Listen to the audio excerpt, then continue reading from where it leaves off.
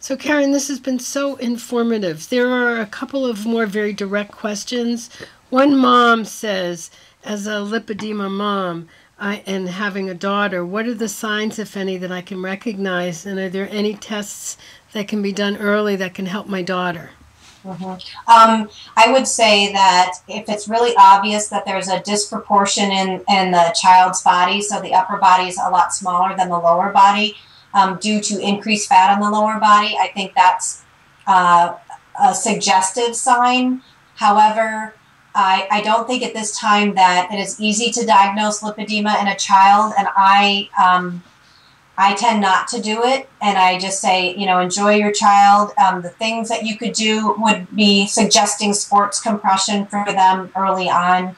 And there are no tests. There are no blood tests. There are no tissue biopsy tests. Hopefully from the work out of Dr. Mortimer's group, we'll soon have a gene, at least for lipedema, which will send us off on ways that we can regulate and help the pathways that are affected by that gene. Great, thank you. So in terms of research and development, what's being done? Is anybody looking for solutions? And how can possibly any treatment continue to evolve? Dr. Mortimer's group is working on lipedema. Håkan Brorson is interested in lipedema, as is Stefan Raprich. I'm interested in lipedema, and I'm hoping to start some research studies. And I think I learn a lot from my patients, and I do things all the time. I have the best patients in the world. If I say, I've got a cream, will 10 of you try it? They go out and they try it, and then they give me feedback. So I know that's not clinical research, but it actually gives us hints of things that might work and can lead to research studies, even if we publish a series or an interesting case. So I would just say this is a golden time for lipedema. There are a lot of people becoming more aware of lipedema and interested in lipedema. It just needs a little more tweaking here and there, and I think your group is going to be really important to help make that happen. So thank you. So in addition, in terms of research and development, one lady asks about the difference in ethnicity. So for instance, it seems like while lipedema may be very prevalent in some cultures, for instance, in the Chinese culture, it's not very prevalent. Is there something in terms of ethnicity that would be helpful to know about? I've seen lipedema in a lot of Caucasian women, and I think that's primarily because Caucasian or white women in the United States tend to be very proactive about their health care, and they get in there and they ask questions. But it's also in the African American population, probably more extensively than has been reported. It's in the Hispanic population. It's in the American Indian population. I have patients who are Asian who have this, but usually Asians have less of it, and that's pretty well known. It's unclear why. Is it because they eat differently than we do? Is it because they have different genetics than we do? Quite possibly so. And I think that will be one of the things that we learn after doing a little bit more research.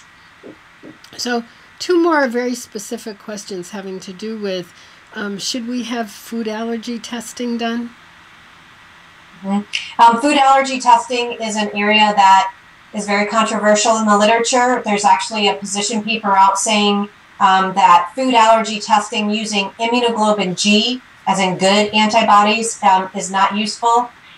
There are also some studies suggesting that these antibodies, when they looked at dogs who had allergies, actually were useful. So I think that it's going to be a personal choice for you to use that kind of testing. I've used that kind of testing in people and have modified diets based on it, and I've had pretty good success. I've also had very good success with the RAD diet. Almost everyone who comes to see me has at least started the RAD diet, if not a day before, then a week before, or a few months before, and that seems to decrease the inflammatory response. So if you go get allergy testing and you want to know a true allergy to food, that would be an immunoglobulin E test as an egg, EGG. But a more inflammatory test, which is more controversial, like the ALCAT test, would be an immunoglobulin G. Okay, great. And the last question has to do, we talked about HRT, hormone replacement therapy. What about contraception? What about the birth control pill? Is that a good thing or not a good thing for those of us with lipedema? I think the jury is out on the birth control pill. However, a young woman has high estrogen levels and high progesterone levels on a monthly basis. So her lipedema may not be as affected by hormones as a woman later on in life whose hormones have decreased and now she starts hormones again, and that causes major changes in the tissue. So I think adding birth control that is hormonally based and at very low level, as low as you can possibly get it, yet so that it remains effective, is probably okay. And I think having an unwanted pregnancy in a young woman with lipedema at a time when she wasn't really prepared for it would be really difficult. And I think oral contraception is pretty easy. And so I think it's a reasonable choice for a young woman with lipedema. Great, thank you. And my final question in terms of wrap up, if there was some question that we could have asked that we didn't think to ask that would be helpful, what would it be, and could you answer it? Oh gosh. Let's see. I guess one of the questions that might have been asked is, and this is more on the line of medications. We really didn't talk about medications. Like, what kind of medications would be most beneficial for women with lipedema? And I think there's a good list and a bad list. And I think that as we learn more about the lymphatic system, that list will become more extensive. But one of the medications that I'll give you is statin medication, or an HMG-CoA reductase inhibitor for lowering blood cholesterol and fat. And common statins in the United States are Zocor or Simvastatin or Lipitor or Atorvastatin and even Cerevastatin. There is some data suggesting that Simvastatin actually inhibits the ability of the lymphatic system to sprout and grow new lymphatics. So that's probably not a good thing for a woman with lipedema who's trying to improve the health of her tissue and wants to make sure she has plenty of lymphatics to pick up any excess fluid. There was also some data on Cerevastatin showing that it actually decreased the amount of fluid that leaked into the lipedema tissue. So I would say that in a woman, you should think about starting a statin medication. And I might ask you to consider using niacin, which is a different way has a different mechanism for lowering blood fats and cholesterol.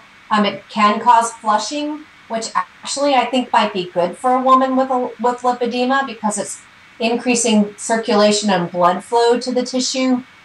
The only thing I would caution about niacin or slow-acting niacin or Niaspan, which have less flushing associated with it, is that if you are at risk for diabetes, taking niacin can actually push you over the edge and you can go on to develop diabetes.